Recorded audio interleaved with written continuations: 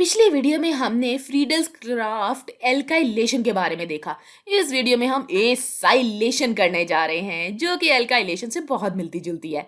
हम बेंजीन से शुरू करेंगे और बेंजीन में हम एसाइल क्लोराइड का इजाफा करेंगे।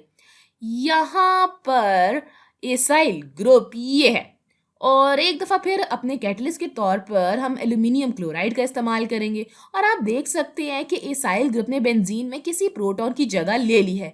तो ये हमारा इलेक्ट्रोफिलिक एरोमेटिक सब्स्टिट्यूशन रिएक्शन है। एसाइलेशन का मैकेनिज्म एल्काइलेशन के मैकेनिज्म से मिलता जुलता है, अगरचे इनमें एक बहुत अहम फर्क भी है, लेकिन शुरू में मैकेनिज्म एक ही जैसा है। एल्यूमिनियम क्लोराइड से शुरू होता है जो कि लुईस एसिड के तौर पर काम करता है और इलेक्ट्रॉन्स का पेयर हासिल करता है। लिहाजा इस क्लोरीन पर इलेक्ट्रॉन्स का जो लोन पेयर है ये एल्यूमिनियम को देगा, जिसे एल्यूमिनियम कबूल कर लेगा। आगे बढ़ते हैं और इस एसिड बेस रिएक्शन का नतीजा बनाते हैं। हमारे पास कार्बोनाइल है और कार्बोनाइल कार्बन के साथ क्लोरीन जुड़ा हुआ है और क्लोरीन के पास इलेक्ट्रॉन्स के दो लोन पेयर्स हैं और अब इसने एल्यूमिनियम के साथ बॉन्ड बना लिया है और एल्यूमिनियम 3 और क्लोरीन्स के साथ जुड़ा हुआ है। वक्त की बचत करने के लिए मैं इन क्लोरीन्स पर लोन पेयर्स नहीं बना रही, लेकिन एल्यूमिनियम पर -1 फॉर्मल चार्ज आ जाता है और इस क्लोरीन पर अब +1 फॉर्मल चार्ज है। अब मैं इलेक्ट्रॉन्स की निशानदेही कर देती हूँ। तो ये जो मैजेंडा रंग में इलेक्ट्रॉन्स हैं ये क्लोरीन और एल्यूमिनियम के दरमियान इस तरह से बॉन्ड बना रहे हैं। तो अब जरा अपने इलेक्ट्रोफाइल को तलाश करते हैं, जिसके लिए आप ये सोच सकते हैं कि ये इलेक्ट्रॉन्स क्लोरीन को निकाल बाहर कर देंगे। इसलिए मैं कार्बोनाइल कार्बन से बॉन्ड को दूर ले जा रही हूँ और अगर मैं ऐसा करती हूँ तो अब इस कार्बन पर पॉजिटिव चार्ज आ जाएगा और ये कार्बन अभी तक ऑक्सीजन के साथ डबल बॉन्डेड है और आर ग्रुप के साथ भी जुड़ा हुआ है। तो अब हमने एसाइल केटाइन बना लिया है और हम ये सोच सकते हैं कि ये एसाइल केटाइन इस मैकेनिज्म में इलेक्ट्रोफिलिक एरोमेटिक सब्स्टिट्यूशन के लिए इलेक्ट्रोफाइल के तौर पर काम कर सकता है। ये केटाइन रेजोनेंस स्टेबलाइज्ड है। मैं इलेक्ट्रॉन्स का लोन पेयर इस ऑक्सीजन से इधर लेकर आऊं तो मैं रेजोनेंस स्ट्रक्चर बना सकती हूँ, जिसमें ये कार्बन अब इस ऊपर वाली ऑक्सीजन से ट्रिपल बॉन्डेड होगा। इस ऊपर वाली ऑक्सीजन के पास अभी तक इलेक्ट्रॉन्स का लोन पेयर है और +1 फॉर्मल चार्ज भी है और ये कार्बन अभी तक इस आर ग्रुप से बॉन्डेड है। तो ऑक्सीजन से इलेक्ट्रॉन का ये लोन पेयर इधर आता है और इस तरह से बॉन्ड बनाता है और ये जो एसाइल केटाइन की रेजोनेंस स्टेबलाइजेशन है ना, ये अल्काइलेशन और एसाइलेशन के दरमियान एक फर्क है। क्योंकि एसाइलेशन में जो एसाइल केटाइन है ये रेजोनेंस स्टेबलाइज्ड है, इसमें कोई भी दोबारा से तरतीब नहीं हो सकती और यही वो चीज़ है जो एल्काइलेशन रिएक्शन से मुख्तलिफ है। हमने एल्काइलेशन की पिछली वीडियो में कार्बोकैटाइन बनाया जिसमें यह सलाहियत थी कि वो खुद को दोबारा फिर से तरतीब देकर ज्यादा स्टेबल कार्बोकैटाइन बना सकता था, जिससे प्रोडक्ट को संभालना थोड़ा मुश्किल हो जाता है। और अगर एसाइलेशन की बात की जाए तो यहाँ कोई भी दोबारा से तरतीब नहीं होती और इसकी वजह एक दफा फिर बताती चलूँ कि यहाँ एसाइल केटाइन की रेजोनेंस स्टेबलाइजेशन है। अच्छा, तो हम इधर एक और कॉम्प्लेक्स बनाएंगे जिसमें एल्यूमिनियम 4 क्लोरीन्स के साथ बॉन्डेड है और इस क्लोरीन के पास इलेक्ट्रॉन के 3 लोन पेयर्स हैं जिन्हें मैं लाल रंग से नुमाया कर देती हूँ। तो ये वो इलेक्ट्रॉन्स हैं जो क्लोरीन पर आते हैं और इसको निकाल देते हैं। एल्यूमिनियम पर अभी तक -1 फॉर्मल चार्ज है, लिहाजा कैटलिस्ट ने हमारा इलेक्ट्रोफाइल बना दिया है। तो अब हम अपने इलेक्ट्रोफाइल अपने एसाइल केटाइन का बेंजीन के साथ रिएक्शन दिखा सकते हैं। इस मैकेनिज्म के लिए आपको इन दोनों में से एक रेजोनेंस शक्ल का इस्तेमाल करना होगा जो बेंजीन रिंग के साथ रिएक्ट करेगा। मैं दाएं जाने वाला इस्तेमाल करूंगी जिसमें कार्बन पर पॉजिटिव चार्ज है। तो हमारे पास बेंजीन रिंग है और इस पर एक प्रोटॉन है और मैं दाएं जाने वाला कैटाइन इस्तेमाल करूंगी जिसमें इस तरह से कार्बन पर पॉजिटिव चार्ज है और आर ग्रुप भी लगा हुआ है। तो अब हमारे पास न्यूक्लियोफाइल और इलेक्ट्रोफाइल जैसी सूरत हाल हो गई।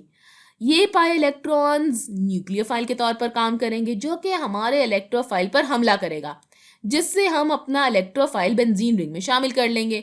तो एक दफ़ा फिर मैं ये दिखाने जा रही हूँ कि कैसे इलेक्ट्रोफाइल ऊपर वाली कार्बन में शामिल होता है। तो ऊपर वाली कार्बन के पास हाइड्रोजन है और अब ये हमारे कार्बोनाइल कार्बन के साथ बॉन्ड बनाने जा रहा है और कार्बन के साथ ऑक्सीजन जुड़ा हुआ है और आर ग्रुप भी जुड़ा हुआ है। चलिए अब मैजेंडा रंग में इलेक्ट्रॉन्स की निशानदेही करती हूँ जिन्होंने न्यूक्लियोफाइल के तौर पर काम किया और कार्बन कार्बोनाइल कार्बन के दरमियान बॉन्ड बनाया। हमने इस कार्बन से बॉन्ड को दूर किया है, इसलिए इस पर +1 फॉर्मल चार्ज आ जाएगा। तो यकीनन ये हमारे पास एक मुमकिन रेजोनेंस स्ट्रक्चर है। हम और भी रेजोनेंस स्ट्रक्चर बना सकते हैं, लेकिन मैं नहीं बनाऊंगी क्योंकि मैं पिछली वीडियोस में बना चुकी हूँ। इसलिए अगर आप रेजोनेंस स्ट्रक्चर के बारे में जानना चाहते हैं तो मेरी पिछली वीडियोस देखें। मैं अपना ये रेजोनेंस स्ट्रक्चर इस्तेमाल करूंगी जो कि हमारे सिग्मा कॉम्प्लेक्स को जाहिर करेगा, और यकीनन अपने रिएक्शन को ख़त्म करने के लिए हमें सिग्मा कॉम्प्लेक्स को डीप्रोटोनेट करना है और अपनी एरोमेटिक रिंग को दोबारा से बनाना है। ये जो इलेक्ट्रॉन्स यहाँ पर हैं ये इस प्रोटॉन को हासिल करते हैं और फिर ये इलेक्ट्रॉन्स इधर जाते हैं और रिंग को दोबारा बनाते हैं और +1 फॉर्मल चार्ज को ख़त्म कर देते हैं। तो जब हम ऐसा करते हैं हम अपनी बेंजीन रिंग को दोबारा से बना लेते हैं, जिसके साथ अब एसाइल ग्रुप लग गया है, मतलब एसाइल ग्रुप ने प्रोटॉन की जगह ले ली है। चलें अब इन इलेक्ट्रॉन्स की निशानदेही करते हैं। मैं इन इलेक्ट्रॉन्स को सब्ज रंग से नुमाया करती हूँ, लिहाजा ये वाले इलेक्ट्रॉन्स जो यहाँ पर हरकत करते हैं। और इसके अलावा हम देखते हैं कि और क्या बन सकता है। तो ये जो ऊपर लाल रंग में इलेक्ट्रॉन्स हैं ये इस प्रोटॉन के साथ बॉन्ड बनाने जा रहे हैं, इसलिए हमारे पास HCl भी बन जाएगा। मैं इन इलेक्ट्रॉन्स की भी लाल रंग से निशानदेही कर देती हूँ और फिर यकीनन हम कैटलिस्ट को भी दोबारा बनाएंगे, लिहाजा हम AlCl3 को बनाएंगे। तो हम अपना प्रोडक्ट बना चुके हैं। हमने अपनी बेंजीन रिंग में एसाइल ग्रुप लगाया है, तो ये फ्रीडल्स क्राफ्ट एसाइलेशन रिएक्शन का मैकेनिज्म है। चलिए अब वो सूरत हाल देखते हैं जहां फ्रीडल्स क्राफ्ट एल्काइलेशन की जगह आप फ्रीडल्स क्राफ्ट एसाइलेशन का इस्तेमाल करते हैं। चलिए हम ये सोचते हैं कि हमारा मकसद बेंजीन से ब्यूटाइल बेंजीन बनाना है। ब्यूटाइल बेंजीन में 4 कार्बन्स एल्काइल ग्रुप हमारी बेंजीन रिंग से निकल रहे हैं। हमने अपनी पिछली वीडियो फ्रीडल्स क्राफ्ट एल्काइलेशन में देखा कि इससे जो ब्यूटाइल बेंजीन बनती है वो माइनर प्रोडक्ट होती है, क्योंकि कार्बोकैटायन खुद को दोबारा से तरतीब देते रहते हैं। और अगर आप इसकी ज़्यादा पैदावार बनाना चाहते हैं तो आप फ्रीडल्स क्राफ्ट एसाइलेशन का इस्तेमाल कर सकते हैं। तो अगर मैं फ्रीडल्स क्राफ्ट एसाइलेशन से ब्यूटाइल बेंजीन बनाना चाहती हूँ तो मुझे बेंजीन रिंग में एसाइल ग्रुप का इजाफा करना पड़ेगा और इसके पास अभी भी 4 ही कार्बन होने चाहिए। चलिए आगे बढ़ते हैं और इसको बनाते हैं। हम एसाइल ग्रुप बनाते हैं जिसमें 4 कार्बन्स हैं, तो ये रहा मेरा एसाइल क्लोराइड और मैं 4 कार्बन्स की निशानदेही कर सकती हूँ, ये 1 2 3 और 4। हमें एसाइल क्लोराइड में कैटलिस्ट को भी शामिल करना चाहिए, है ना, इसलिए हमें एल्यूमिनियम क्लोराइड की ज़रूरत है। लिहाजा AlCl3 इस फ्रीडल्स क्राफ्ट एसाइलेशन को कैटेलाइज करेगा और हम इस एसाइल ग्रुप को अपनी बेंजीन रिंग में शामिल करने लगे हैं। तो ये रहा हमारा एसाइल ग्रुप और आप इसको रिंग में शामिल करेंगे। तो जब मैं अपनी रिंग बनाऊंगी तो मैं जानती हूँ कि ये कार्बन इस कार्बोनाइल कार्बन से बराह रास्त जुड़ेगा और यहाँ पर टोटल 4 कार्बन्स हैं। तो ये हमारा फ्रीडल्स क्राफ्ट एसाइलेशन रिएक्शन है और अब मुझे इस कंपाउंड से अपने इस कंपाउंड पर जाना है जो कि ब्यूटाइल बेंजीन है, इसलिए हमें इस कार्बोनाइल से छुटकारा हासिल करना है और ये हम क्लेमेंसन रिएक्शन का इस्तेमाल करके करेंगे, जिसमें जिंक अमेल्गम के साथ मरकरी और HCl शामिल है और जिंक अमेल्गम हमारे कार्बोनाइल को एल्काइल ग्रुप में रिड्यूस करेगा और हमें एल्काइल ग्रुप मिल जाएगा जैसा कि हम चाहते हैं। लिहाजा क्लेमेंसन रिडक्शन एक बहुत ही मुफीद रिएक्शन है।